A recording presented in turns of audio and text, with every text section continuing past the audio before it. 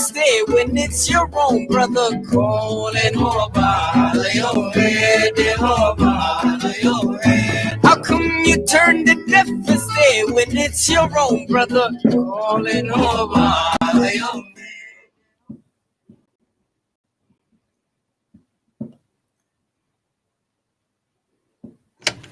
Sorry. Assalamu alaikum wa rahmatullahi wa barakatuh. Come on, everyone. I want to say good afternoon or good evening to everyone. So I'm going to welcome first.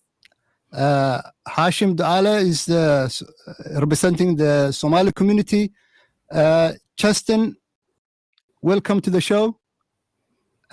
Sue, we all welcome you. Is everyone okay with the mic, or can you all hear me? Do I need to press? Hashim, you okay? Can you hear me? Yeah. Yes, I can hear you. Can you hear me? Okay, thank you. Justin? Me? I can hear you. Hi, good evening. Thank you very much. I really appreciate for the young, for this man who is trying to do good in terms of the technology. So you need to be, I need all your support for today. So again, welcome to the show. Thank you. Thanks. So today, I was lucky to be aware of this. So I'm welcome you all. And we're going to go straight to the questions. I don't want to waste your time. I know we all doing something. So the first question I'm going to ask you about building better hospitals in our city, lovely city, Leicester. So we're representing the Somali community. Hashim is representing the community leader. I'm presenting here at EAVA. So the first question is, I want to involve you, VJ, if you don't mind. So VJ is also here. So the first question I'm gonna ask: what change are being proposed in terms of better in this proposal we have? Okay, I'll come in first if I may on that, and thanks very much for the opportunity of coming on this afternoon. It's really appreciated. So in terms of the changes to the hospitals, I mean, in essence, what we're trying to do is create 2 acute hospitals which have got acute services on. So those are services for the most sickest people. And 1 hospital, which is the Leicester General Hospital, we're trying to create a community hub there, which would involve some urgent care services, but it would also more involve GP or doctor-led care. So I'll give you a little bit more information, but I'll almost take it through people's stages in life, because then that might bring it alive for people. So I suppose the first thing is around maternity, bringing young people into the world, babies into the world. And we've got the development of a brand new maternity hospital, which will be on the site of the Leicester Royal Infirmary. So that's right in the centre of Leicester. We will also be developing on that site a children's hospital. So bringing all children's services into one overall building. Because at the moment, you wouldn't realise it, but we have got one of the biggest children's hospital services in the East Midlands. But because the services are scattered around, you don't know that. It doesn't feel like that. So that's the second big development on the Leicester Royal Infirmary. If I bring it later on through our lives, then very often we do need care and treatment, possibly through a referral, if we've got a condition that needs attention. And that could be through something called planned care or elected care services. So these are when we have to go and have a check to be diagnosed on what the condition is. And then we might have to follow up with an operation that might be termed as just something could happen in a day, so a day case operation. So in order to do that and to take those services that are currently Leicester Royal Infirmary onto a site that isn't attached to emergency care, we're developing a treatment centre, so almost a one-stop shop for all those diagnostic services and those day case operations, and that will be up at Glenfield Hospital. So that's a big development. Also, there will be renal services. So if people are looking for, sadly, if they're looking, they need renal dialysis, then that will be based there. And then for more, though, those day-to-day services, which we all have to tap into at some time, that's where we're looking at Leicester General Hospital site. So we know that part of the city is perhaps under-doctored. We need to develop more GP services there, more doctors-based services. We also need more services if something is urgent but not an emergency. So this might be a service that you perhaps ring 111 first of all, get a diagnostic, and then you're asked to go into a centre. And that centre could be something that we could offer at Leicester General Hospital. But we'd still continue to offer the stroke rehabilitation services there. So there would still be some inpatient services there. And then sometimes in people's lives, they perhaps have called 999 services or called 111. And we think maybe this person perhaps does need to be put into an acute hospital bed, but we're not sure. And we want to observe them maybe for up to 8 hours to see, could we discharge them? Could we treat them? Or do we need to put them into a hospital bed? So there's that observation unit that we would create there. And then I suppose the final aspect there would be that the relocation of our midwifery-led unit, which is currently in Melton Mowbray. We would look to relocate that onto the General Hospital site for those women who perhaps want a non-medical birth. And so we're asking, as part of our consultation, what do you feel around that? Because to have that service there, as opposed to in Melton, would make it accessible to many more women. And it is a fantastic service, but we feel it would be the right thing to do to offer to many more women. So sort of in a nutshell, that's what we're trying to achieve through building better hospitals. That is brilliant. Sue, in terms of translation to this for the Somali community, so here, where's Hashim gonna come? And we're gonna work together, Hashim. So don't worry about it, because to follow up this, it's not easy to translate from English to Somali or other language. So we're gonna miss some out. So you're gonna spare with us. So in terms of my understanding, that is in terms of Royal Infirmary, the big thing I got it from there, that's the maternity, which is halka dadka ay dumarku ku umalayaan waxa laga dhigayaa Leicester Royal Infirmary halka dumarku ku umalayaan. So aynka ma hasa u fahnay Hashimo. waa mahadsantahay. waa maadaama mawduuca wax badan la socday marka iguma adkaan doonto inaan wax badan ka sheego. marka ugu horeysa dhammaan akhyaarta ay hawada naga daawanaysa waa salaamaya. marka xiga waxaan u mahad celinayaa EAVA FM oo mar walba u taagan inay dadkeeda Soomaaliyeed ay ka qabtirto waxyaabaha cusub. maanta halkan waxaan u fadhinaa inaan falanqeyno muhiimadda ay leedahay isbitaalada laga sameynayo ama dib u habeynta lagu sameynayo ee magaaladan Leicestershire iyo Rutland waa gobolka dhan. siday sheegtay waxyaabo badan baa la kordhin doonaa. midda ugu horeysa oo muhiimka waxa waaye in isbitaalada midba lagu koobo ama lagu baahiyo waxa uu hadda ku fiican yahay, oo in la kordhiyo muhiimadda iyo qaadista waxa uu hadda qaadi karo. ma aha hadda inaan sameynayo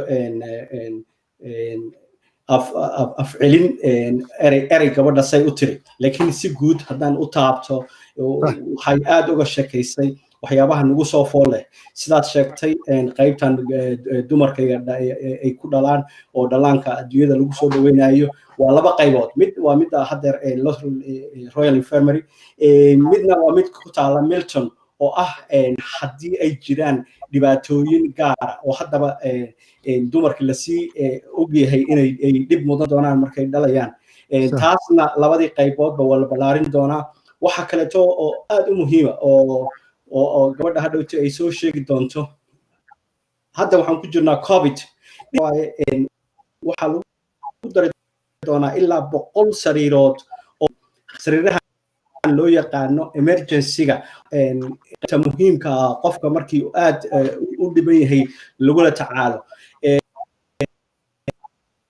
marka waxaan rabaa hadda inaan suu ku celiyo iyo aniga iyo adiga ka doonaa Sue and Justin, if you can say more about what you've been saying, I'll be keep coming and explain. Otherwise, it will be one-way information. So I refresh myself. I just briefly what it's all about and your openings. At this point of the time, whenever you finish on one point and we want to talk about it exactly with our audience, I will be coming in and give me dose by dose, please. I'm getting too old to get live translation. Thank you very much. No problem. That's excellent. So in terms of the previous question, is there anything that Cheston need to add, or do I need to go to the second question? Or so the only thing that I would say as well, in addition to what Sue has just said, is we're also going to be expanding our intensive care units on both the Glenfield and the Leicester Royal Infirmary site. So this will double the number of intensive care beds that we will have. So it will take us from 50 to 100 beds, and that's really important because you will hear a lot about intensive care in the news at the moment. A lot of talk about COVID and patients becoming very, very poorly and needing that kind of treatment. So by having these, what we call super ICUs, super intensive care units, it will make sure that we really are building hospitals for the future and trying as best we can to be as future proof. You know, we can't absolutely get it right, but we can certainly aim to maximize what we've got in terms of providing that kind of support. So these plans will double that offer. Excellent. I think I read your mind. I said those points before you, and I will try now to come in Somali language, if you bear with me. Sure. Hold that thought. Sidaan sheegay waxa la kordhin doonaa waxaan afka qalaad lagu yiraahdo IC unit ama intensive care unit-ka oo dadka lagula tacaalo markay aad u liitaan xiliyadahan adag oo COVID-ka ayaana baray in IC unit-ka aad loogu baahan yahay. Leicester waxay heli doontaa oo dheeraada hadda 50 baan ku haysanaa Glenfield iyo Leicester Royal Infirmary waa la siib waxa laga dhigi doonaa laba laab 100 sariirood ay noqon doonaan. Go Justin. So the other thing to say is that we will be building more beds as well. So as part of our learning from COVID, we understand that we need more side rooms. So if you go into a ward now, there may be 4 beds or 6 beds in a ward.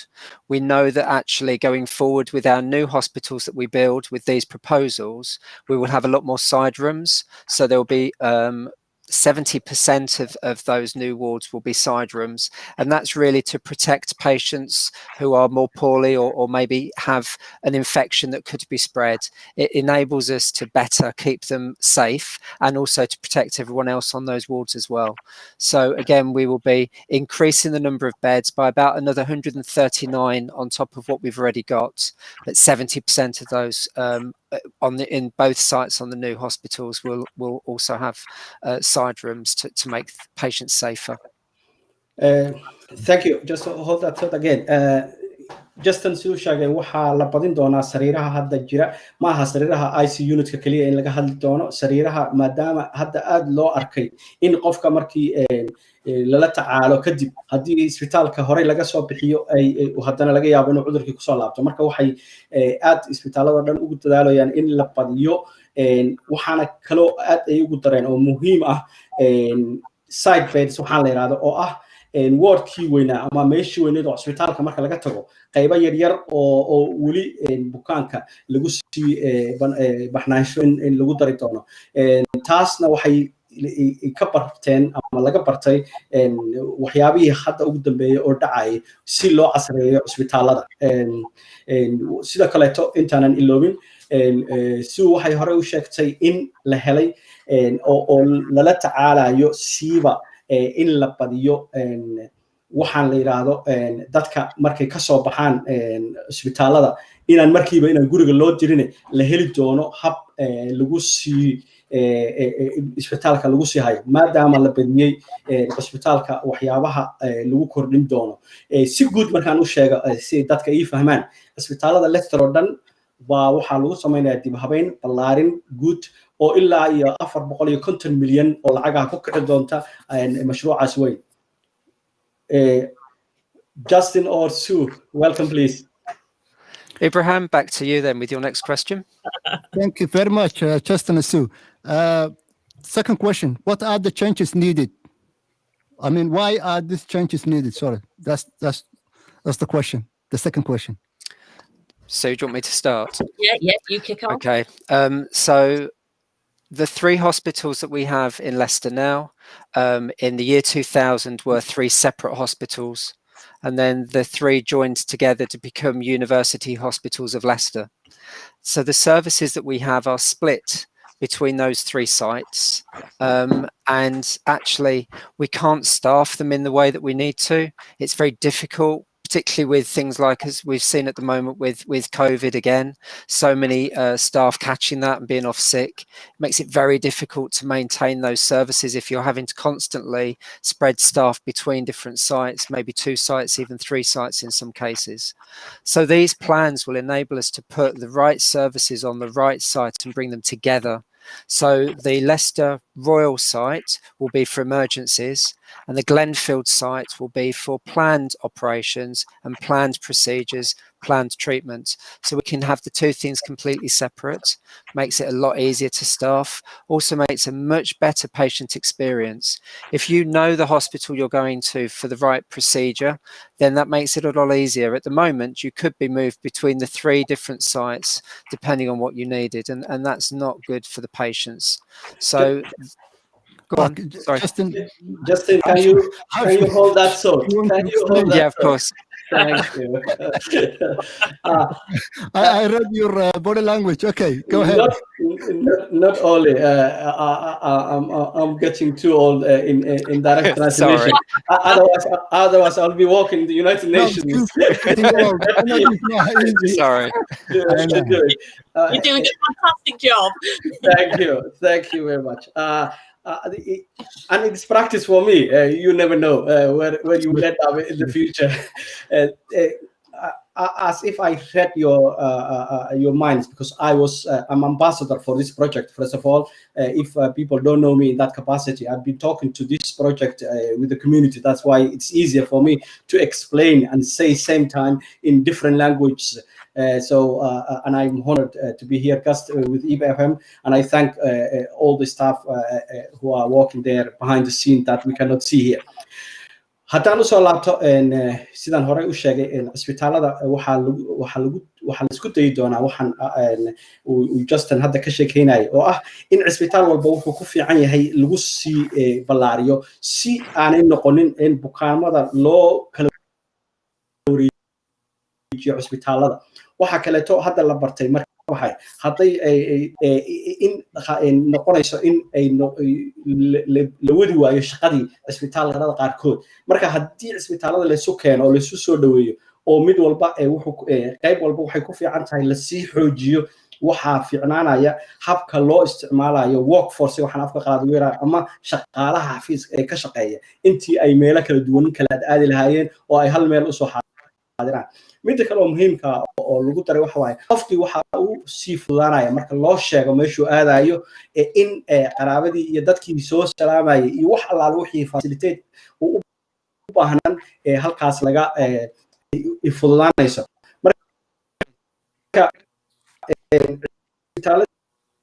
kaliya in la weyneynayo ama la validation meel isbitaal walba wuxuu ku fiican yahay finish, Justin or Sue, if you want with this question before gets us to the next question.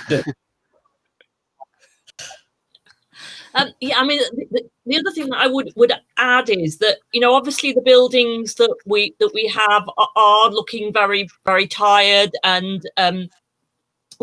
they need a lot of maintaining, which costs a lot of money. So the fact that we would be introducing brand new buildings there has huge advantages for patients.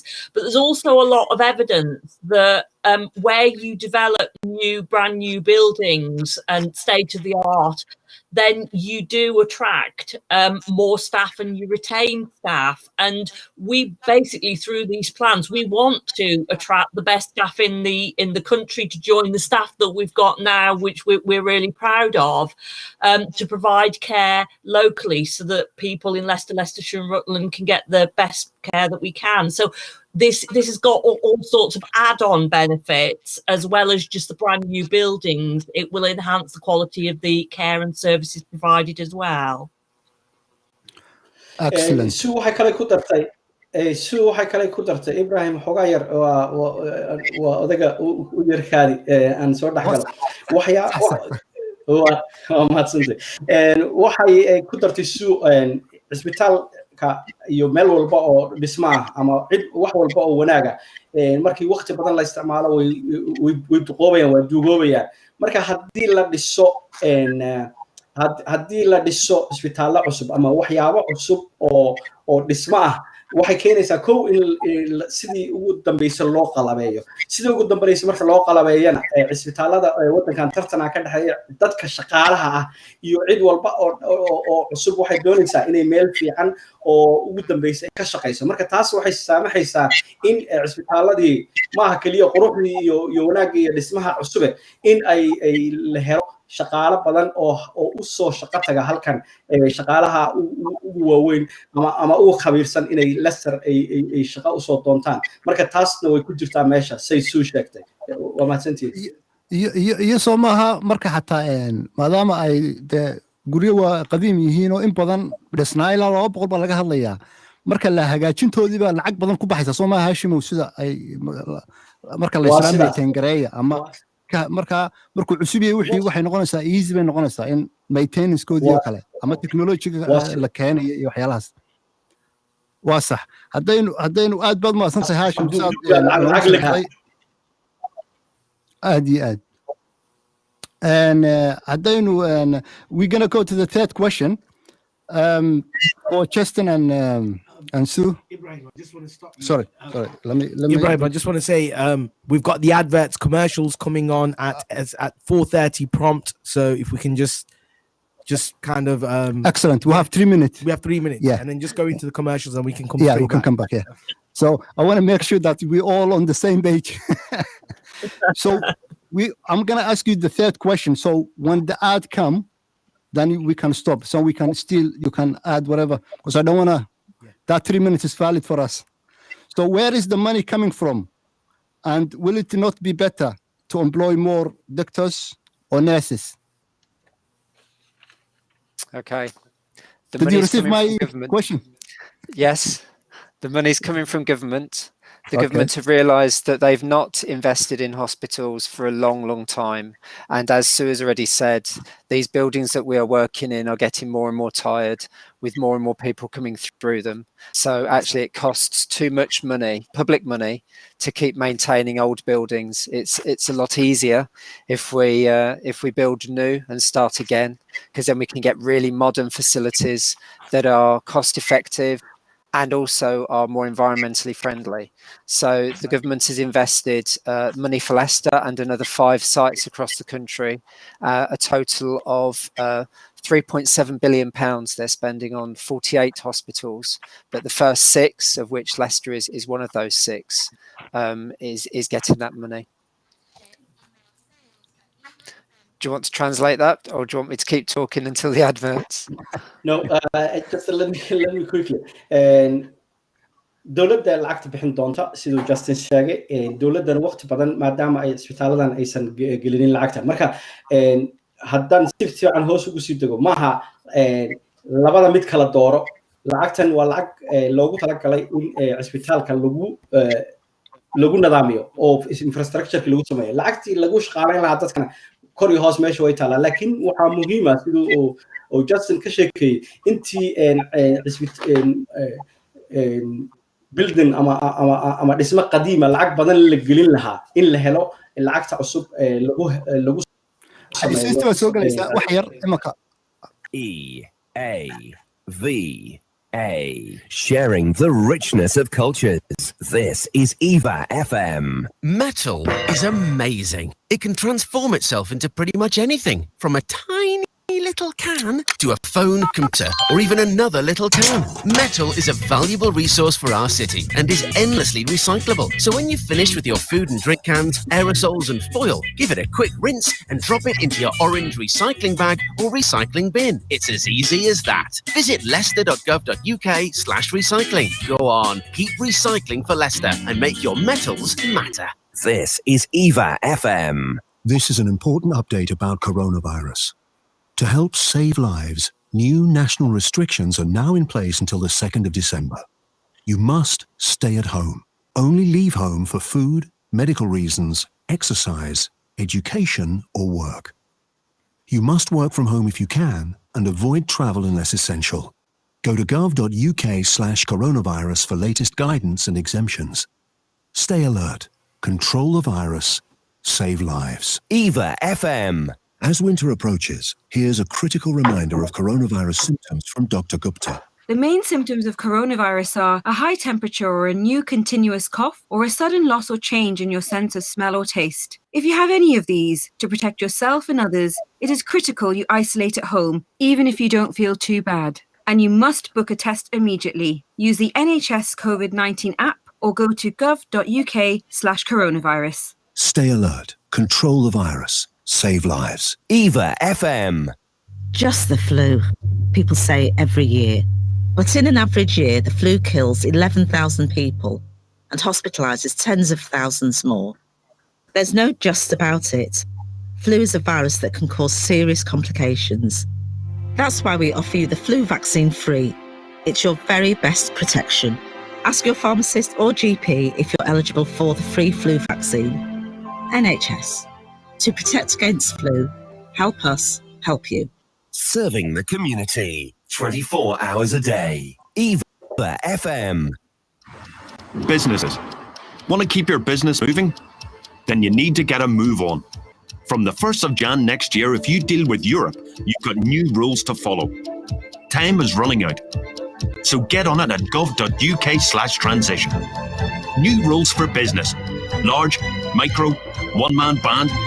New rules are coming no matter what. Get it done today at gov.uk/transition. Check, change, go.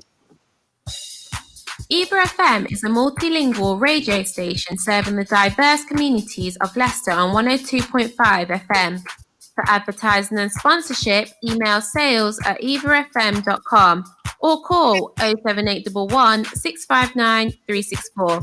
That's 07811 659 364. Serving the community, 102.5 EAVA FM. Okay, we come back on air. So we were on the third question, so about the money. So Hashim, go ahead and translate. Well, thank you very much. I explained earlier what Sue said about the money and Justin. Waxaan rabaa kaliya inaan ku daro hadda oo muhiima marka laba luqad lagu hadlayana xoogaa yar waxa muhiima in dulucda laga raaco. Gabadha waxay sheegtay maaha lacag Justin wuxuu sheegay lacagtu waxay ka imaanaysaa dawladda maadaama ay wax badan aanay ka shaqeynayaan isbitaalada Leicester oo dawladda dhexe waa waliba felt lacagaha ay oo NHS tafan gareeyo marka share and Rutland ida waqti badan maadaama aan la dayactirin lacagtan 450 milyan halkaas ay ka imaanaysaa koow tan labada lacagood maaha wax isku xiran maaha lacagtan waxa la geliyaa building mise baa lagu shaqaaleeyaa maaha lacagtan waa lacag loogu talagalay oo waxyaabo ay dowladdu ay ka fikirto waxaa ka mid ah in la horumariyo isbitaalada mar walba Leicestershire-na waqti badan lama gelin lacag waa mahadsantihiin. Justin and Sue, do you want to add anything? That's yeah, if you don't mind, it was just because you asked, part of your question was why we don't use the money to pay for more doctors and nurses. Absolutely. And it's because without the right buildings, they cost us more and more money. So actually the money that we then have as an organisation to be able to spend on staff would go down because these buildings are going to cost us more and more money to keep and maintain. Some of our buildings are over 250 years old. They're very old indeed. So actually, in order for us to stop wasting money on buildings and actually have good modern buildings, that would then enable us to increase our staff and actually to spend the money where we really need to, which is on good healthcare.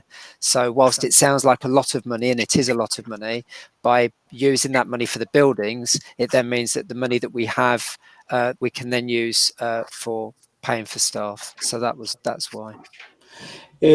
Justin waxaa kaloo ku daray بلدنيada qaarkood aad bay qadiim u yihiin oo qaar baa waxa laga hadlayaa in 250 sano ay jiraan marka intii building qadiima ama duqa lacag badan la gelin lahaa waxa ka fudud in buildingada casriga la dhiso oo la qalabeeyo lacagtan ku baxaysana waxay aad u muhiim tahay intii la building qadiima ama duqa la dayactir lahaa maanta oo dhan in habkan loo dhiso oo la helo lacagtan dawladda ka imaanaysa lacagaha aan hadda haysanana wuxuu yiri waxaan ku employ gareynaa macna NHS kasta waxay leedahay haddaan meeshaas aan aad u guda galo anoo ka faa'iideysanaya khabiirnimadeeda NHS lacagaha qaar waa lacago loogu talagalay budget oo la siiyo NHS oo ay ku shaqo gasho tanna aan hadda dhismaha lagu dhisayna waa lacag dheeraada oo ay dawladdu soo fasaxday oo qorshaha ku jiray marka 450 milyan oo hadda walow ay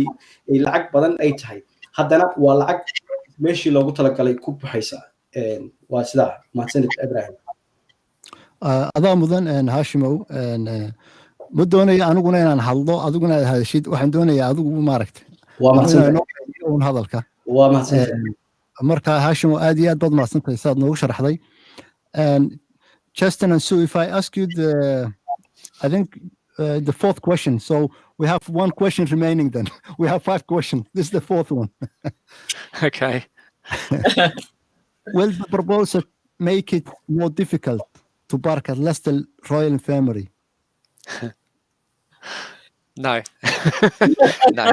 That's a nice answer. There you go. It's very easy. No.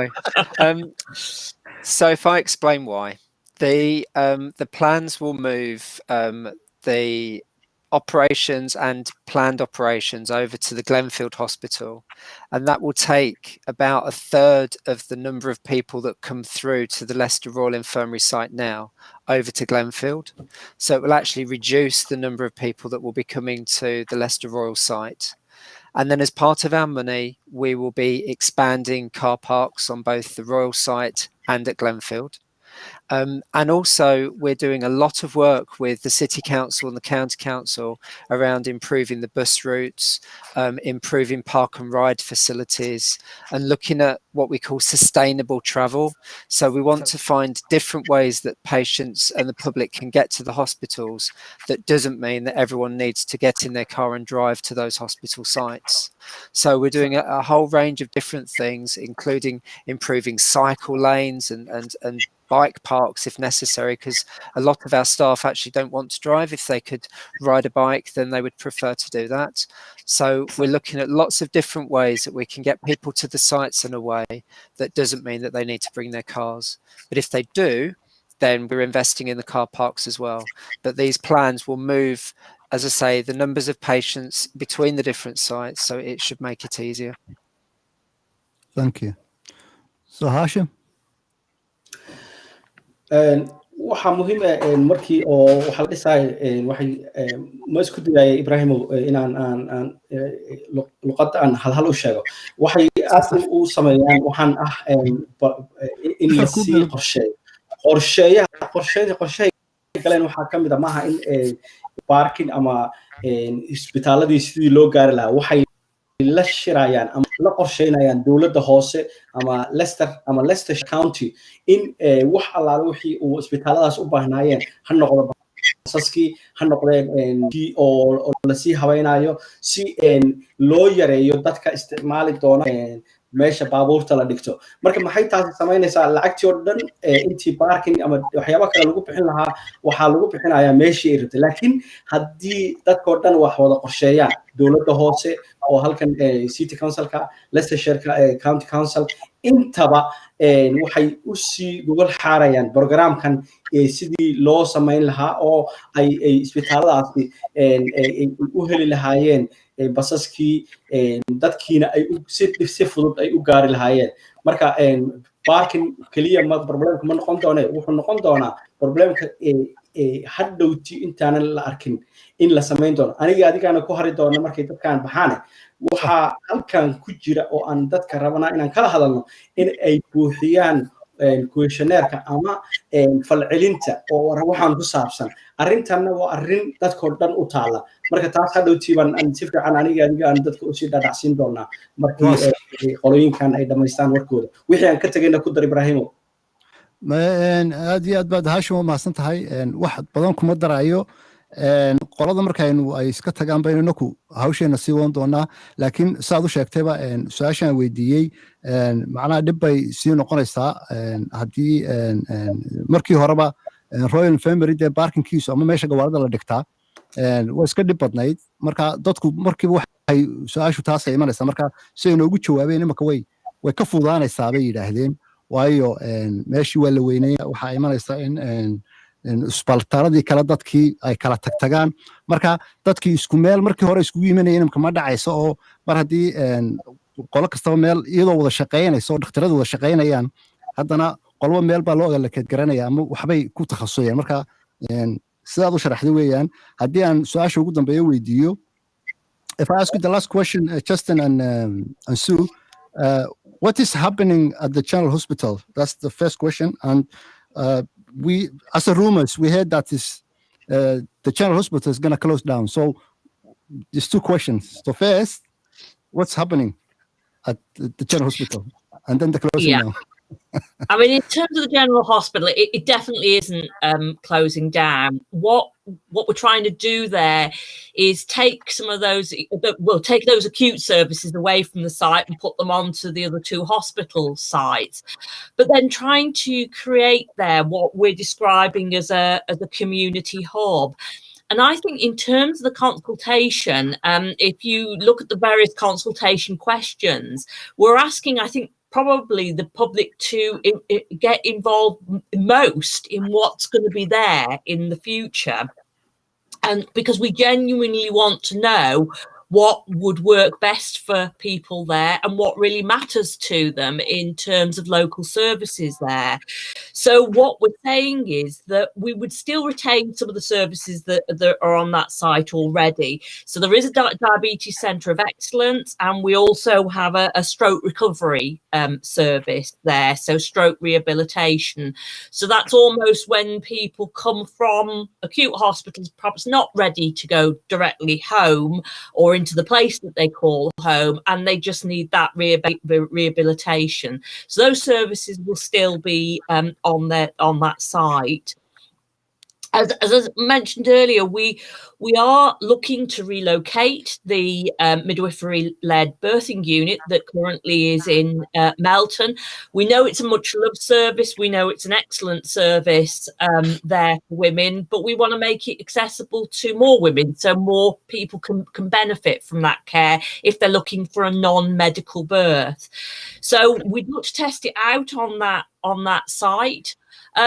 There is a sort of set number of births, ideally around 500 per year, that you need to make a facility like that sustainable. So we would need to keep an eye on numbers, but we just to really stress that we are desperate to make this work there, and make sure though more women are, if at that point in giving birth, they do then need a more medical birth, that the Leicester General Hospital site is close enough to take them to the Leicester Royal Infirmary side, should they need support when it comes to giving birth. So there is a safety aspect of it there. And then other things that we're asking about is, you know, do people want an observation centre there? As I mentioned, if they don't, we're not sure whether they need to be admitted into an acute hospital, but we just need to keep an eye on. Would that be useful to have on that side? Would more doctors' care be useful on that side? Would it be useful if people wanted urgent care, but it wasn't an emergency? They say they didn't need A&E, but they did need care. Very often when your GP practices are at close, so, you know, after 6:30 at night or at weekends, would it be useful to have those sorts of facilities there? So for people living at that side of both the city and that side of the county could benefit from that care being there. So we're really keen to hear from people. Have a look at the questionnaire and really have your say around what would mean most to you and what would be most beneficial to you to have on that side. But absolutely not closing. It's just about repurposing that site. Can I stop you there 1 second before? Thank you, Sue. I want you to translate everything.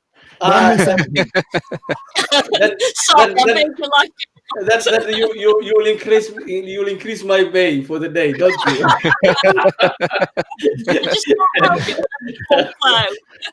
Okay. Or this will be an exercise for me to get bigger. Okay, thank you very much for giving me the opportunity to practice.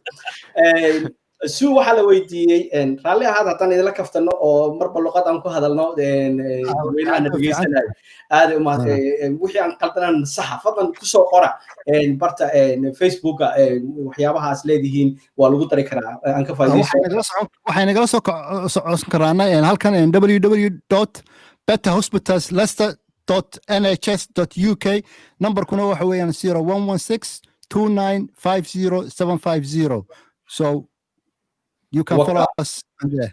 And also all the other social media, Facebook, YouTube, we live. So you can follow us on Twitter also. weliba barta EAVA FM oo Facebook haddaad raadiso waad helaysaa halkaasna live uu ka yahay programka. waxaa kale oo muhiima su'aalihiina inaan helo oo aad su'aalaha intay martida noo joogto aad su'aalahana weydiisaan. Suu waxaa la weydiiyey cisbitaalka ma la xiri doonaa cisbitaal General Hospital waxaa ayaamahan baguuxeeda la waday ma la xiri doonaa. su-aashii si toos ugu jawaabtay mayay tiri laakiin waxyaabaha lagu kordhin doono ama laga qaadi doono waxay ku xiran tahay isbitaalada kale siday horey aan u sheegay waxaa la isku dayi doonaa in isbitaalada meelihii waxyaabaha isku aadan oo dhan isku meel la geeyo si ay dadkii meelo kale u aadeen marka waxay aad uga dhawaajisay diabetic center oo kale aad u fiican jira meesha uu joogi doonaa kaas waxaa jira maternity ward oo aad u fiican way joogi doontaa meesha oo lama qaadi doono waxyaabaha kaleeto oo kaleeto oo la rari doonana maaha in gebigooda laga takhalusayo isbitaaladii kaleeto waa lagu wareejin doonaa siday sheegay waxay aad u magac dhawday isbitaal Milton la yiraahdo oo dumarka ay ku dhalaan oo aad u fiican kaasna in la baahin doono dumarka aan u baahnayn qaliin ama dhalistooda aan loo malaynin inay noqon doonto mid khatara waa xagga la geeyaa waana aad wax u fiican ilaa 500 oo dumar waa sanadkii dhala marka iyagu waxay mar walba 500 oo caruura ugu yaraan ba meesha marka waxay yiraahdeen halkaasna waa badin doonaa oo si ay looga faa'iideysto oo kaliya Milton inta degan kaliya maahan Leicestershire oo dhan dadka degan si ay u helaan meel ay ku helaan marka isku soo duub macnaha maxay tahay macnaha waxay tahay in isbitaaladii meel walba la geyn doono waxay ku fiicnayd lana sii baahin doono intaas waa nuxurka kale gabadha ku dartay oon hadhowti aniga Ibrahim aan aad ugu nuxnuxsan doono waxay tahay waxan waa laga doodayaa dimuqraadiyadda ma aha kaliya in qofkii markii la dooranayo intuu soo sharaxo la yiraahdo baarlamaanka loo doorto ama golaha deegaanka loo doorto dimuqraadiyadda waxaa kamid ah adiga waxa lagu samaynayo oo ah adeegga bulshada inaad ka tiraahdo wixii kugu haboon qolo walba oo adeeg bulsho haysana waxay ku khasban tahay in ay la tashato shacbiga waddankan deganaan ka midna haddaan Soomaali nahay waxaa muhiim ah in mar walba waxyaabahan maaha waqtigaan dhihi jirnay waa dowladda iyo wax walba ma aha waan ka soo baxnay war wax waddan kalan joognaa isku daya inaan ka qayb qaadano waxyaabahan jira oo ah inaad tiraahdo sidan ilama fiicna sidan ay la fiican waliba waxaan ku talin lahaa inaad ku darto meesha yaa tahay adiga marka waa Soomaali baana erga Soomaali ku dar meesha fadlan Ibrahim waxaan ka tagay Hashim waxba kama tagin si fiican baad usoo gunaanaday wuxuu baan ku yardar lahaa in ay dhageystayaasheen ama dadkeena daawanaya sidaad horeba u sheegtay proposalkan ma arrintan laynoo in ay buuxino oo sidaad horeba u sheegtay aynu ka qayb qaadano buuxinteeda waayo taas wax weyn bay ka taraysaa goodhow Soomaalida lama oranayo dee xaggaa ku maqnaydeen lama oranayo laakiin adigu saad sheegtay waa inaad xagga horeysa soo dhigtaa waa inaad wixii markaa meesha aad degan tahay waxa la yiraahdo Soomaalidu ama ka muuqo ama ka maqno Soomaali ahayn waa sida marka halkaas ku soo gunaanadeena wax yar wax baad iftiimisay waxa muhiim oo kale qofkan hadlin hooyadiis waxa ma siiso haddaad hadli weyso waa lagu hadlay aad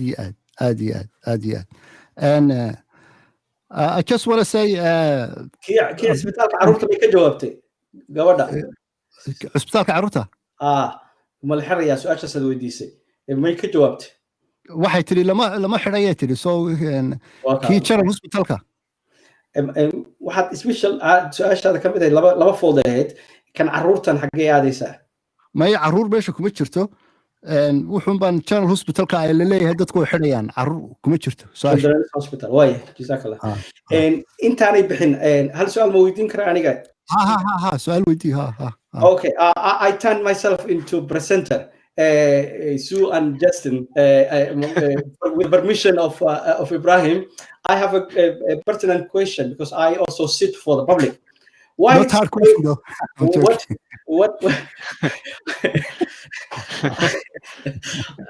what is the important for us Somalis to take part in this survey? Why? You are the government. Why you don't tell us what's best for us? You are the doctors. Tell us what's best for us. Why you want us to involve? Why? What's the big deal for us to tell you what we want? Go on, Sue. Excellent. I was just going to say, for me, it's around. A lot of people that we've talked to about the consultation, they will see what we're doing and they say, "Oh, that looks fine. That looks quite good. Yeah, just get on. Why do I need to be involved?" Thank you. Yes. But we know that when people are involved in designing their own healthcare and they're telling us what matters most to them and they're also sharing their experiences of the care that they're receiving. So that might be somebody who is using maternity services. It may be a family who might sadly have had a young child in the children's hospital. That may be somebody who is waiting for an operation and has gone through having the condition diagnosed and that sort of thing. They've all got really important experiences and they've all got things that have gone right for them, but they've also got things that they might have said, well, actually, that could have been a bit better. Or, for example, for the planned care services, people are brought into hospital very often to have a conversation with their consultant. Perhaps no treatment is given. It's perhaps only a conversation. And they come out and think, well, why did I actually need to go to that appointment? I could have done it maybe via telephone or via Skype or other means. Really, I only want to go to the appointment if I might be having bloods taken or other preps for the operation. So it's all this sort of thing that we want to hear back, because where people co-design their own care along with staff and possibly carers, so parents or professional carers or family carers, we think we can design better services. So it's really important. So whether you're using services now or whether inevitably we all look to the NHS at some point in our lives, let's have our say now about what we would want from those services. And intaas af celiyo intaysa iga tegin gabadha waxay aad ugu nuxnuxsatay maaha keliyata dadka shaqaalaha ah oo dowladda keliya inay dadka u sheegto qofkan isticmaalaya xitaa waxaa muhiima inuu ka qayb qaato habkii dhismahan u dhici lahaa ama waxay aad ugu soo qaatay ka soo qaatay dad qof dumar oo isbitaalada isticmaalay haddii caruur ka xanuunsantay wixii aad aragtay oo wanaagsanaa ama haddii cudur lagugu sheegay oo aad sugaysid inaad tagtid haddii aadan ka qayb qaadanin marka waxaan socda oo ah siday waxaan noqon doonaan dee hadhowtii de kolley cid adiga ku hadli doonto male mar waa intan hadaayo yiri marka waxaan rabay inaan si wanaagsan ay u sheegaan sharci ahaanna waxay ku qasban yihiin inay dadka la tashtaan laakiin haddii lagu soo bandhigo talada ka qayb qaadan weeyo annagaa ka seexanay marka su-aasha gabadha waxay kusoo koobtay haddii la wada shaqeeyo maaha dadka caafimaadka kaliya ka shaqeeye qof walba oo noloshiisa mar unbuu isbitaal u baahan kulligeen waxaan nahay bukaan socda marka bukaankii socday oo dhan oo bulshada ah oo ka qayb qaata waxaan socda oo ah in laga qayb qaato oo la afceliyo oo lagu darsado wixii fikrada Ibrahim waxaan ka tegey maya waxba kama tegin Hashimow aad iyo aad baad mahadsan tahay waxaynu fasaxaynaa Justin iyo Yusuf aynu fasaxaynaa I just want to let you know that it's excellent and we really appreciate in terms of the Somali community, but also in terms of my side of this, we're doing an outreach project show, which we're doing every Saturday. And this is also in regards of what is you guys talking about. So in terms of the care center and making everybody do their bit, so we having this opportunity to let you know that this is an excellent work, what you're doing, Justin and Sue, and also Hashim, on behalf of VJ, who is here with me. So without this platform, what we're using, my voice and all the other community in terms, when I'm saying my voice in terms of the Somali voice, and all the other communities, either it's a wider community or the community which we are representing in terms of the BMA community, Black ethnic minorities, and also Asian minorities, we all on a one path. So we all wanted to do something good for the communities. So I'm really to say thank you very much. And this show was allocated, and I tell my team, we're doing every Saturday a show, which first is about half an hour, and we talk about autism. So we talk about a journey where a Somali young family, I host them, and we hope that we don't just live here. We need to share our contacts, and we work on that. Because in terms of, I know Somali community, there's a lot of issue in terms of the autism. And this young, whatever it is, if it's parents or if it's the wider community of Somali, they don't know where is this coming from. So there's a question, why this is happening to us? There is no research done about this. So I think it's very important that we work together. And this is the opportunity that I have you here. So I want to make sure that I get your number from VJ so we can get contact. So again and again, thank you very much. Most welcome. Can I say one word? Yes, go ahead, Hashim. We've literally got 1.5 minutes left. I just wanted to say thank you to Sue and Justin. I know you were only meant to be with us for half an hour for each show. That's fine. That's fine. We've kept you for an hour, which is that's fantastic. Okay. I'm guessing you've enjoyed yourself and you were really engaged with the community. Yeah. Did you learn anything about Somali, even one word we were saying? Can I okay, ask him. But just before our adverts go on, go for it. Can I echo what Ibrahim say? I thank Justin and Sue for your really hard work, and I hope that we reach all the communities in this EAVA FM. EAVA FM is not only for the Somali community; it is for all BME communities, and it is one of the stations that I think are doing the great job. And I hope that NHS remembers whenever they need to do more outreach with the BME communities in this regard. And this is my personal recommendation, because I tested, I know them, I worked with them from the initial time. I'm just going to say we've got 20 for having me. left. No. You're going to stay on, Hashim, and we're going to carry on talking with Ibrahim. Thank you, Sue. Thank you, Justin, once again. Thank you very much. Yeah. Okay. Really appreciate it. Okay. Thanks. Bye. Thank you. Bye. Take care. Bye-bye. Bye. Bye. Bye. EAVA, sharing the richness of cultures. This is EAVA FM. This is an important update about coronavirus. To help save lives, new national restrictions are now in place until the 2nd of December. You must stay at home. Only leave home for food, medical reasons, exercise, education, or work.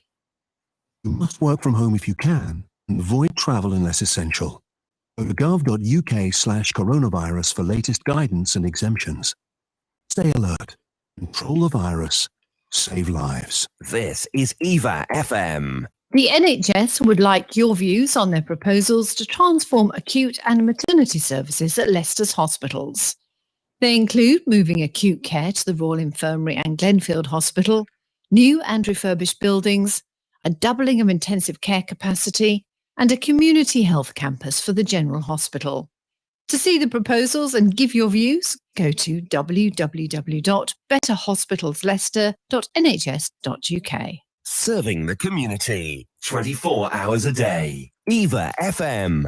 NHS Leicester के अस्पतालों में फौरी मदद और मातृत्व सेवाओं यानी कि acute care and maternity services में परिवर्तन के लिए अपने 450 मिलियन पाउंड्स के प्रस्तावों पर आपके विचार जानना चाहेंगे। इनमें एक्यूट केयर को रॉयल इन्फर्मरी, ग्लेनफील्ड हॉस्पिटल और नई व पुनर्निर्मित इमारतों में स्थानांतरित करना व गहन देखभाल क्षमता और सामुदायिक स्वास्थ्य परिसर का दोहरीकरण शामिल है। जनरल हॉस्पिटल के लिए मेल्टन मोब्रे से एक दाई के नेतृत्व वाली इकाई के संभावित स्थान परिवर्तन के साथ अपने विचार बताने के लिए आप ये प्रस्ताव देख सकते हैं और एक प्रश्न यानी कि क्वेश्चनेयर के जवाब दे सकते हैं www.betterhospitalsleicester.nhs.uk पर या कॉल करें 0116-295-0750. Serving the community 102.5 EAVA FM. Businesses, time is running out. Starting on the 1st of Jan, anyone who deals with Europe will have to follow new rules on exports, imports, tariffs, data, and hiring. I know we've all got our hands full right now. Basically, if any part of your business crosses borders, you need to do something about it now. This is happening. So make sure you have everything covered. We haven't got long. Start now at gov.uk/transition. Check, change, go. EAVA FM. I wash my hands to protect my family. I wear a face covering to protect my mates. I make space to protect my colleagues. Hands. Face. Space. I wash my hands to protect strangers. I wear a face covering to protect other passengers. I make space to protect you. Hands. Face. Space. As we spend more time indoors, we need to do whatever we can to help protect each other from coronavirus. So please, wash hands, cover face, make space. EAVA FM is a multilingual radio station serving the diverse communities of Leicester on 102.5 FM. For advertising and sponsorship, email sales@eavafm.com or call 07811 659 364. That's 07811 659 364. Serving the community 102.5 EAVA FM. waayo haashimo innakaas ku soo noqonay waad maqlaysaa waan malanaya soo maqlays si wanaagsan صح هاشو bal marka hore dadka inkastoo malaa ay ahayd inaan markii hore aan sheegno maxaad u qabataa yani roolka aad ku leedahay community-ga waliba arrintan imaka hadaynu ka hadalno consultation-ka maxay tahay maxaad xagaad kasoo gelaysaa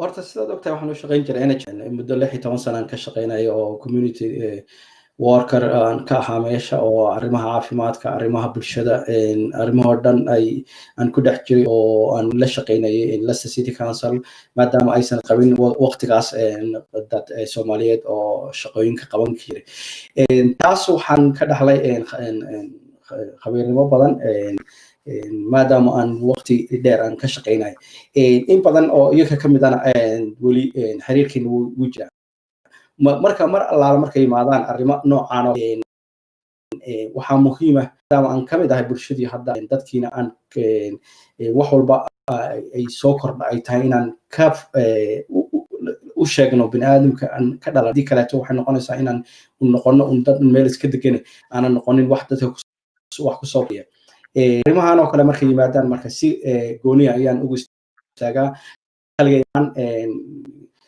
community group-yada oo arrimahan ka shaqeeya way la socdaan arrintan oo wax badan baa NHS ay la soo xiriirtay si gaar ah waxay i weydiisteen inaan aan u noqdo ambassador ama qof iyo arrimahan oo ayaamihii u dambeeyay dhan bulshada meel kasto ay ku kulanta ama Facebook ha noqdo fara badan oo ay ka mid yihiin ayaan arrimahan aan u jeexjeexayay oo aan dad badan oo aan xitaa luqadii ay ku dhibtahay aan ka caawinayna in ay iyagu ay markaan u afcelino ay buuxiyaan laakiin ilaa hadda markaan leenahay tiro badan baa meelaha la isku ogaado inaad tiro badan tahay ama inaad tiro meelahan oo kale waaye ma aha oo keliya inaan aan iraado dad badan haddaad tahay haddaadan ka muuqanin consultationada ama markii la qaybsan aaraahda de kulley de ma muuqatid qofkii aan muuqanna waa laga tashanaya tirada wax ma tarto waa tayada waxaan mar walba ku booriyaa bulshadeenna dhalinyarada yaryar iyo kuwa jaamacadihii iyo arrimahooda gaarka ay ku mashquulsan yihiin waxaa muhiima haddaan nahay waalid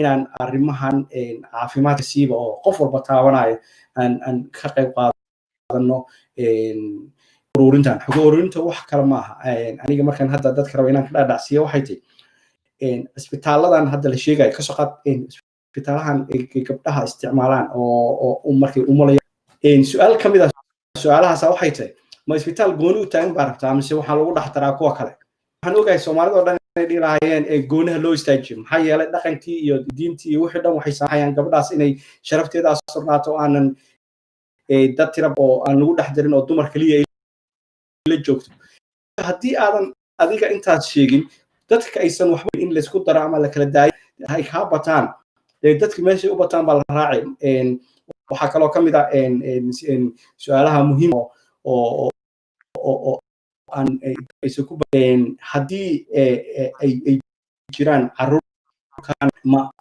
adiga inaad isbitaallo dhowr ah isku marto iyo inaad hal meel aad ugu hagaagto shaqadii oo dhan maxaa tee kuu fiican iyo in isbitaallada qaar oo hadda dadka soo ceyriyay lugahaada ku istaagtidba aanay noqonin un keliya meel oo qofkii waa fiicnaa aan ku samaynin oo ku samayno oo gurigaaga aad in la helo meel ay dadkii weli iyagoo oo ka soo baxay ay ku sugaan oo weli intii ay ka kabsanayaan ama ka soo noqonayaan bukankii dheeraa asiibay ay ku nastaan wax haddii aan laga hadlin marka oo aanan dadkan ku darin weliba waxaan ku boorinayaa cid kastoo buuxinaysa in ay sheegto halkan markaad joogtid Soomaaliya tahay Soomaali inaad tahay inaad qortid si hadhowtii waxaa la isticmaalaa statistica oo lagu ogaadaa dadka noocyada kala duwan ma aha keliya in ay sheegayso waa dhihi kartaa Black African baan laakiin Black African inta kale aad gelaysaa markii numberkeena uu badan yahay mar walba ixtiraamka ummadda loo hayo uu badan numberka badan oo banaanka taagan maahane numberka ka jawaaba wax allaala wixii ku saabsan arrimaha bulshada adeegana waa adeeg bulsho qoladan NHS way ku qasban tahay inay la tashato dadkii ay adeega u haysay wax walba oo soo baxana dimuqraadiyaddu kaliya maaha sidaan hore u sheegay inaad markii uu qofka soo baxo leeyahay doorasha jirta maanta ama deegaanka ha noqoto ama golaha dhexe ha noqoto ama baarlamaanka Yurub haddaan ka baxnaba laakiin dimuqraadiyadda ay ka mid tahay inaad adiga aad isticmaali lahayd aad ka qayb qaadato si lahaa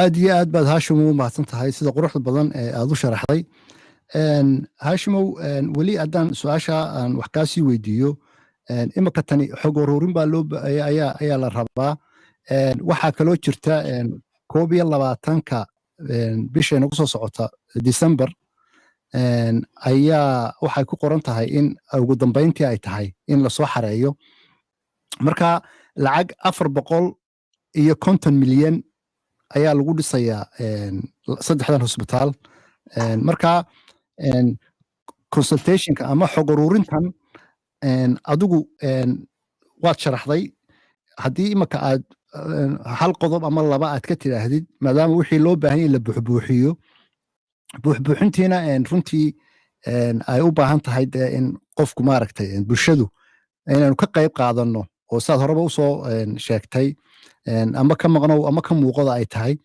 maxay kula tahay adigu maadaama ay kuu yeedheen iyagu qof aqoonyahanana aad tahay oo xog badanna ka haya dalka MBE baad qaadatay soo sax horta miya khaldaya MBE-na waad qaadatay yani hawl badan baad soo qabatay marka consultationkan imaka maanta loo baahan yahay bal hal iyo laba maxaad kusoo intaanad su-aasha kale ugu gudbin wixii dhan waxay noqdeen hadda electronic ama in link la gujiyo linkiga marka la gujiyo wax badan baan aan tala ka geystay awal wuu weynaa wuu tira badnaa dadku dadkii waqti badan aan u helin ama xitaa cadaankii wadanka u dhashay in wixii lasoo koobo su'aalo yaroo koob ama maya sidan maad u aragtaa ma ku raacsan tahay fikirkan ilaa xaggeed ku raacsan tahay wixii oo fudud su'aal unbaad ka jawaabay oo aad meel mobilekaaad ka samayn kartaa computer xitaa uma baahnid marka waxay kaa qaadanaysaa 3 daqiiqo oo waqtigaaga ah 3 daqiiqo oo waqtigaaga ah marka inaad ummadii u adeegtid waa dadka marka aan afka garanayn waxaa muhiima inay markay jidadka igu arkaan ama cid kasta oo ay isleeyihiin luqadda waa kaa caawin kartaa ay ku kalsoon yihiin markaas inay ula tagaan yiraahdaan war nala buuxiye bahashan waxaan si gaar ah halkan ula hadlayaa waa dadka community-ga madaxda u ah ama ha noqdeen masaajidada ama ha noqdeen community group-yada magaalada ka jira ama ha noqdeen odayaasha siiba magaalada saad ogtaa waxaa ka dhisan guddiga odayaasha iyo guddiga odayaasha iyo masaajidada iyo dhammaan mas'uuliyiinta bulshadan in ay ku baraarujiyaan dadka in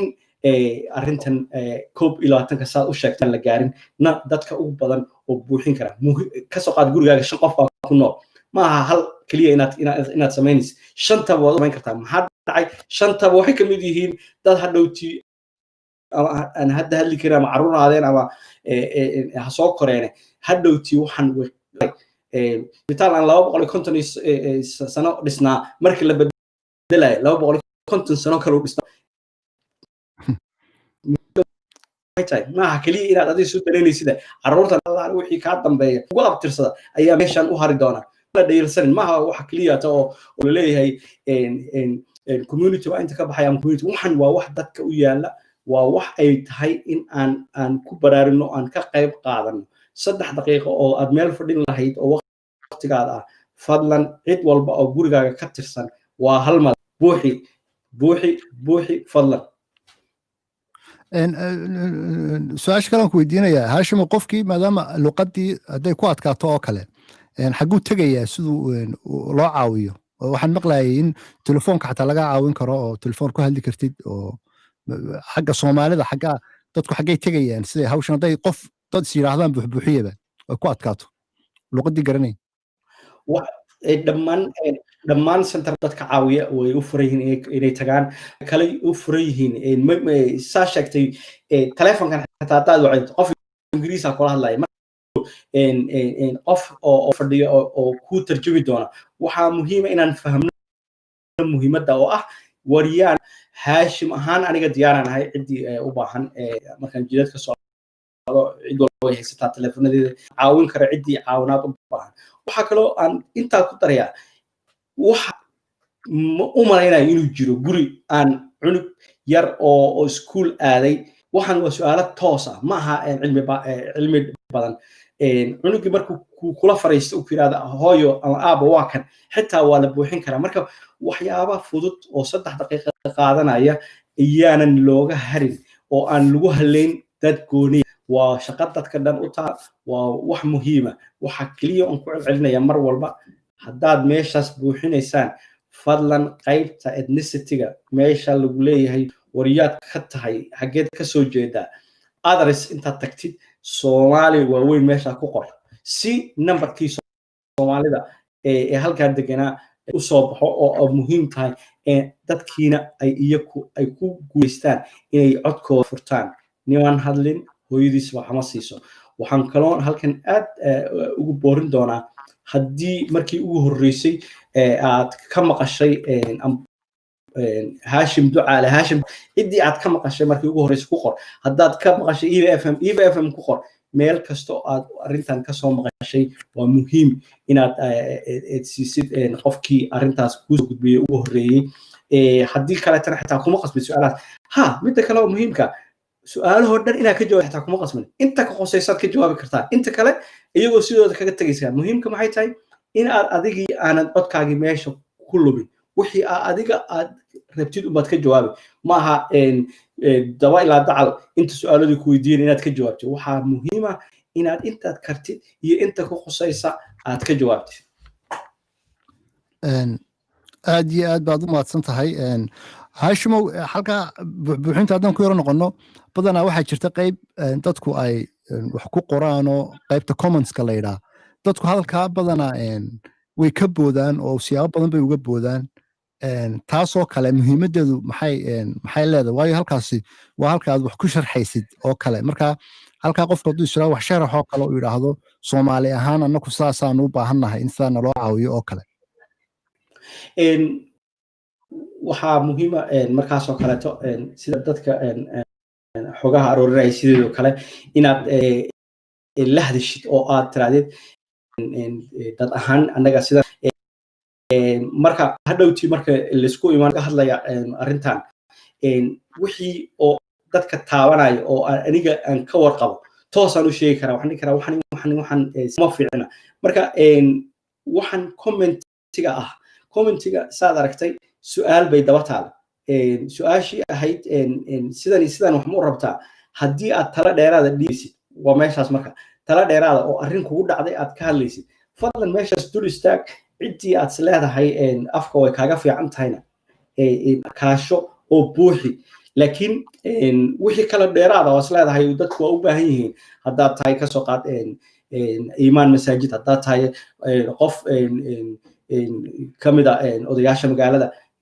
sheeg Hashim ahaan soo sheeg u sheeg community group-yaasha waxaas oo dhan waa wax aan annakii dad ahaan intaan isku duubno aan u geyn karno dadkii laakiin xogta oo dhan cid haysaa ma jirto cid walba meeshii xanuunaysa iyadaa taqaan fadlan arrintan yaan la dhayarsan oo hala isku duubno oo halaga hadlo intaanay xeera iyo fardhaan ka dhacin 21 ma dheera bisha maanta waa 8 bisha 30 ay ku dhamaanaysaa waa 22 cisho oo waxa dhiman 23 cisho waxa dhiman haddii eeba idmo marka mana aha inaad tiraadid gurigeena anaa ka hadli loo dhaafo dumarka muhiim waa inay hadlaan dhalaanka inaad u hadashid muhiim waa adiga wixii ku soo qabsaday marka waxyaabo waxay jira ay tahay inaan loo kala harin tani waa looma kala harto waa looma kala haraa waa sax Hashimo marka haddii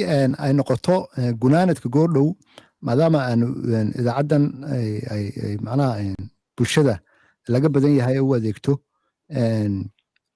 goordhow waxaan damacsanahay inaanu macnaha halkii xiriirkii adugu maadaama hawshan aad ku jirtid inaynu imika saa kala tagno ma doonayna haddii lagu baahdo oo kale idaacadda waanu soo galnaa sabti kasta imika sabtidan barnaamijkii waxaanu dib ugu dhignay barnaamijkan adiga iyo qaybtan hay-addan NHS-ku ay arrimahan ka fulinaysay marka haddii baahi ay timaado oo lagu baahdo oo kale inaad haddana hawshan aad si aan baqaadid diyaar mute waa mar horan la hadlay qolada hadda na xiriirinaysay oo waxyaabaha aanan ka daalin waxaa ka mid ah wixii ilaahay baray inaan dadkayga ka hakranin ma aha keliyata inaan lacag ama xun aan ku shaqeeyo intaad i arkayso dhan waxa aan ku dadaalaa mar walba dee lacag badan oo sadaqaysta ma haystee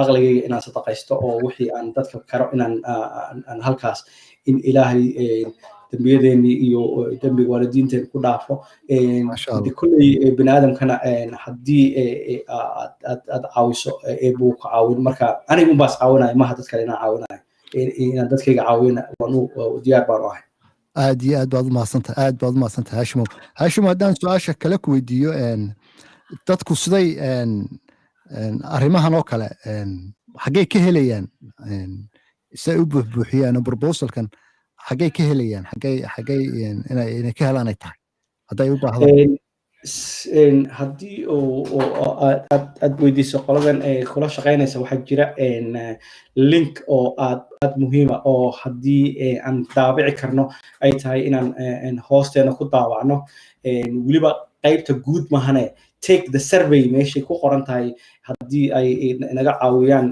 dhalinyaradan waxaa muhiim ah waa link fudud oo inta badan aan dadka whatsappka iyo facebookyada aan soo dhigo haddaan soo dhigi doonaa facebooka aan hadda ka hadlayno daqiiqad kadib insha allah intaanan kala tegin linkigaas waa muhiim sida ugu badan in loo qaybsado oo looga hadlo wixii maadaama ay warqad keliyata aysan ahayn adduunyadii ay horumartay qofkii mobilkiisu xitaa ka samayn karaa marka waan la qaybsan doonaa dadka qaybta facebookan aniga qori karaa hadda maadaama idinla joogin saa aragteen studioga oo studioga idinka aad joogtaan laakiin qaybta facebooka meesha commentiga ay ku qoran tahay waan kusoo qori karaa dadkan way arki karaan waxaa muhiima inaan haddii la awoodo farsamada noo saabaxaysa saaxiibada ay ku qoraan linkiga meesha waa sax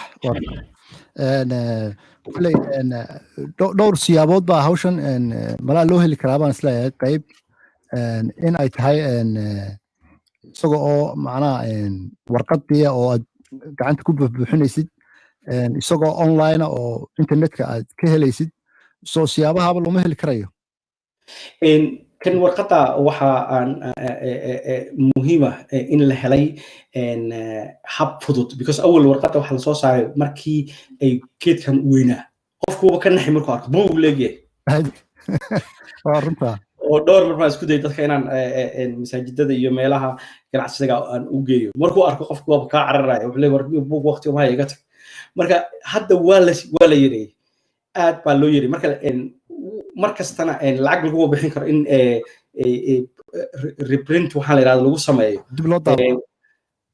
maadaama waqti yarna uu ka yaryahay kan lagu sameeyo internetka resultigaadii ama afkaagii ama boodkaagii boosto ku dhumi maayo toos u taagaya markiiba inaad ku darsatay codkaaga waa lagu soo qoraya waxa lagu leeyahay codkaaga waa haynaa waa mahadsantay marka waxaan ku dhiirinayaa weli dadka in ay isticmaalaan kii ugu dambeeyay oo ah kan electronic ah waa sax su-aasha kalen ku weydiinaya isla su-aashaas ka soo dhex baxaysaa buuxbuuxinta marka laga tago qofkii wuxuu jecel yahay inuu wixii fahmo intaanu buuxbuuxino oo aanu maaragta taa lafteeda qofkii sharaxaadii oo kale haashimow dadku waxay u baahan yihiin inay wixii fahmaan qaabkeebay loo fahansiin karaa in la yidhaahdo war waxaan adiga iyo carruurtaada ayay u tahay wax fiican marka siday u noqonaysaa oo kale qofkii in loo qanciyo horta aad baa wanaagsantihiin Ibrahim horta inaad maanta arrintan aad soo qaada dhigaysaan laga bilaabo 2 bilood ilaa hadda waxaan ku guda jiray inaan waxaa jira saad la socoto WhatsApp groups oo community-yaalka dadkeena ay ku kulansiin ama masaajidadii kuwa ay leeyihiin intaba iyo Facebooka markan 4 cisho joogo maalinta kale waan ku soo qoraa si dadkii aan u baraarujo wax kale aan toos u la hadlaa oo aanan dadka mas'uuliyiinta kamid yihiin odayaasha magaalada Maxamed Abuwa magac dhabaya hadda oo dadkan dhageysanaya kamid ah oo ah hadda ninka gudoomiyaha u ah ururka odayaasha wax dadkaas oo dhan waa dad u jajaban arrintan ay tahay inay sii gaarsiiyaan inta kale marka far kaliya fool ma dhaqdo waxaa muhiim mar walba arrimahan oo kale markay yimaadaan waa ku kala duwanaan karnaa aniga adiga siyaasadda xisbiga aan u codeynayno xisbiga aan u codeynay ama gudaha ha noqoto ama meeshan ka nimid ha noqotaa laakiin waxyaabaha aan ka midaysana waxaa kamid ah adeega guud iyo arrimaha bulshada adeega guud iyo arrimaha bulshada cid kasta u taala xitaa aan arrimaha kale ku heshiinin laakiin kan waxay tahay waa mid ay tahay inaan ku heshiino oo ay tahay inaan u istaagno waa mid ay tahay inaan dadnimadeena iyo karaamadeena aan ku ceshano oo ah in dadka kale ay number loo soo istaago aan noqono weliba waxaa aad u muhiima oo aan la talinayaa dadka leh han siyaasadeed kale waddankan ama magaaladan aan degannahay inay ka qayb qaataan inay baraarujiyaan dadka waa meelaha lagu ogaado maaha kaliya inaad electoral vote-ka ku qoran tahay oo aad number tahay war ma hadashaa aad iyo aad meelaha laga ogaanayo inaa hadashadiin kale waa halkan aad iyo aad 5 daqiiqo inoo hadhay hal mid ay dhiman tan weliba kuma xirna da oo cunugaaga caawa dhashay xaq buu u leeyahay inaad u buuxisid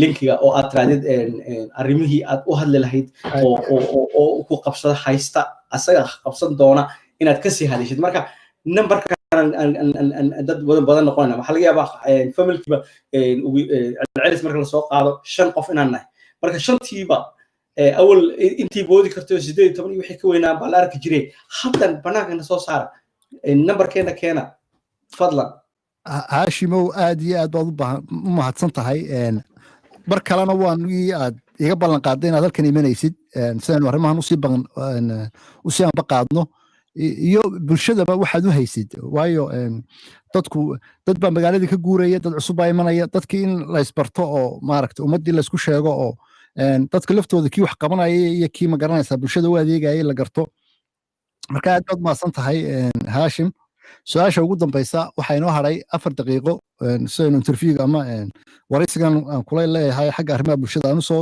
gunaadino su-aasha ugu dambaysa waxa weeyaan maxaad jeceshahay dadka ku dhegeysanaya inay sameeyaan halkan maanta waxaan u fadhinaa in laga qayb qaato arrintanna waa arrin dadkoo dhan u taala waxaan jeclaan lahaa dadka na dhegeysanaya in ay sii gudbiyaan fariinta ma aha oo keliya dhagahooda intay galaan oo war maanta wax fiican baa laga hadlayay oo halkaas ay ku dhamaato waxaa muhiim ah inaan arrintan sii gudbino oo ah in aan ka qayb qaadano xog ururintan ku saabsan ballaarinta dib u habeynta dhismayaasha cusbitaalada magaaladan iyo gobolkan Leicestershire and Rutland ku yaala oo ah arrin caama oo ilaa 450 milyan dawladda dhexe ay u soo shubtay lagu samayn doono lagu horumarin doono halkan waxaan kaloon ka gelayaa caruur badan baa iskuulada noogu jirta oo caafimaad iyo wax baranaysa intay Manchester iyo magaalo ka weyn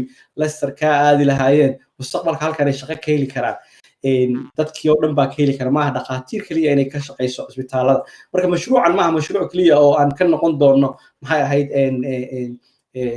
dad iyagu isticmaala oo dukaanka wax ka soo iibsaday inaan dukaanka dhinaciisa kale aan tagi karno oo aan noqon doono dadkii ama nurse ha noqdo ama dhaqaatiir ha noqdo ama management ama dadkan maamulka ku jira ha noqdaan dadkan carerska oo dadka waxyaabo badan oo aad muhiima markiiba isbitaalada la sii weyneeyo magaalada waxay ku dhisan tahay waa shaqa ka soo bixi doonto taas dhinaceeda xitaa inaan u fiiriyo oo aan idhaahdo war dadkii caruurtaada meesha ka shaqayn lahayd siday noqon lahayd ka hadal xogteeda dhiibo ha aamusin sheeg aad iyo aad iyo aan ku yaro dare dadkeenni xataa weynaanayay da'da noqonayay iyaga laftoodu markay dee dhallinyaradii ay shaqeeyaan luqadda lafteedii wuxuu helayaa qof afkiisii hooye kula hadla halkaas aad weliba waxaan aad u xusayaa dad badan waxay markay isbitaalada ku arkaan dhalinyaro Soomaaliyeed oo shaqaale ah oo aad bay u farxaan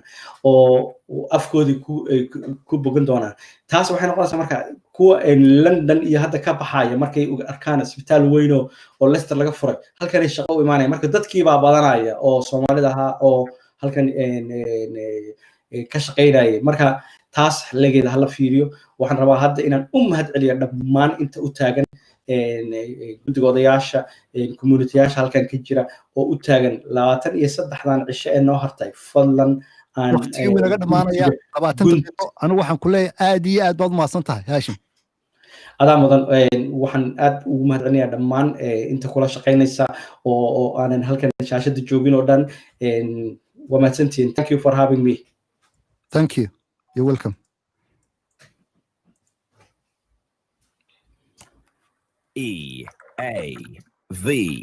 EAVA, sharing the richness of cultures. This is